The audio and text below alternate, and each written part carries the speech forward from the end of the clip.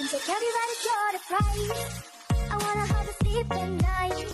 When the cell comes across and the truth comes, I can just stop for a minute and smile. Why is everybody so serious? Assalamualaikum warahmatullahi wabarakatuh. Perkenalkan, nama saya Diana Eka Elina Putri dan saya Hania Mariatul Aprilina Putri. Kami dari kelas 11 IPA 1. Kami di sini ingin mempresentasikan tentang faktor-faktor penyebab runtuhnya Bani Abbasiyah. Pada periode pertama, pemerintahan Bani Abbasiyah mencapai masa kemasannya. Pada periode-periode sesudahnya, pemerintah dinasti ini mulai menurun, terutama di bidang politik. Faktor-faktor yang mempengaruhi runtuhnya Bani Abbasiyah. Yang pertama, faktor internal. A. Kemewahan hidup di kalangan penguasa. Perkembangan peradaban dan kebudayaan serta kemajuan besar yang dicapai dinasti Abbasiyah pada periode pertama telah mendorong para penguasa untuk hidup mewah, bahkan cenderung mencolok sehingga kurang memperhatikan urusan-urusan negara. B. Peraturan kekuasaan adalah kekuasaan Bani Abbasiyah. Peradaban kekuasaan dimulai sejak masa Al-Ma'mun dengan Al-Amin, ditambah dengan masuknya unsur Turki dan Persia. Yang ke C. Konflik agama. Konflik agama ini pada dasarnya hasil propaganda orang-orang Persia pada garis manuisme, Zoroasterisme, dan Gnostisme, sehingga muncullah gerakan dengan yang dinamakan Zendik. Konflik antara kaum beriman dengan golongan Zindik berlanjut mulai dari bentuk yang sangat sederhana seperti polemik sampai kepada konflik bersenjata yang mempertahankan daerah kesuap belah pihak seperti gerakan Al-Insyikok dan Kolomito. Yang kedua, kemerdekaan ekonomi.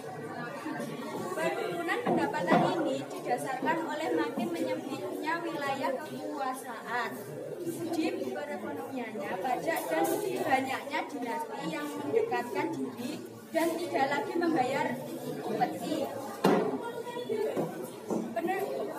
Akhirnya negara menjadi milik negara karena mewariskan jaluran bekas untuk membayar tentara asing yang disewakan oleh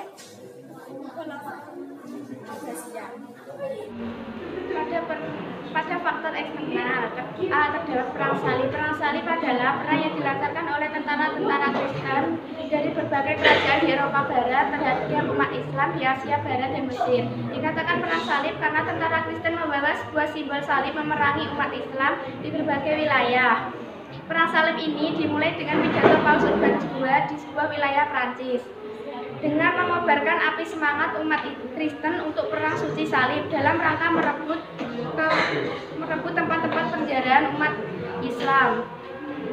Kekalahan tentara Romawi telah menanamkan benih permusuhan dan kebencian orang-orang Kristen terhadap umat Islam. Kebencian itu bertambah setelah dinasti Saljuk yang menguasai Baitul Maqdis menerapkan beberapa peraturan yang sangat menyulitkan orang-orang Kristen yang ingin berziarah ke sana. Oleh karena itu, pada tahun 1095 Masehi, Paus Urbanus II menyerukan kepada umat Kristen Eropa untuk melakukan perang suci yang dikenal dengan perang salib. Perang salib yang berlangsung dalam beberapa gelombang atau periode telah banyak menelan korban dan menguasai beberapa wilayah lain. Setelah melakukan peperangan antara tahun 1097 sampai 1124 Masehi, mereka berhasil menguasai Nicea, Adirsa, dan Baitul Maqdis. B. Serangan Mongolia ke negeri Muslim dan berakhirnya dinasti Abbasiyah. Orang-orang Mongolia adalah bangsanya yang berasal dari sebuah kawasan terjadi di Cina, terjadi dari kabilah yang kemudian disatukan oleh Genghis Khan. dari tahun 603 sampai 624 Hijriah. Sebagai awal penghancuran Baghdad dan Khalifah Islam, orang-orang Mongolia menguasai negeri Asia Tengah, Khurasan dan Persia, dan juga menguasai Asia Kecil. Pada sekitar tahun 1257 hingga mengirimkan ultimatum kepada Khalifah agar menyerah dan mendesak agar kedua kota sebelah keluar diundurkan. Tetapi Khalifah tetap enggan memberikan jawaban. Maka pada tahun 1258 dilakukan menghancurkan tembok ibu kota. Sementara itu Khalifah Al-Mu'tazim langsung menyerah dan berangkat ke Basra pasukan anggota. Setelah itu para pemimpin dan juga keluar. 10 hari kemudian mereka semua dieksekusi dan hingga beserta pasukannya menghancurkan kota Baghdad dan membakarnya. Pembunuhan berlangsung selama 40 hari dengan jumlah korban sekitar 2 juta orang.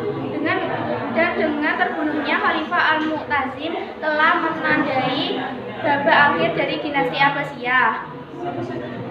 Pengaruh runtuhnya dinasti Abbasiyah terhadap perdebatan Islam ialah terjadi masa disintegrasi akibat kebijakan untuk lebih mengutamakan pembinaan peradaban dan kebudayaan Islam daripada politik provinsi-provinsi tertentu.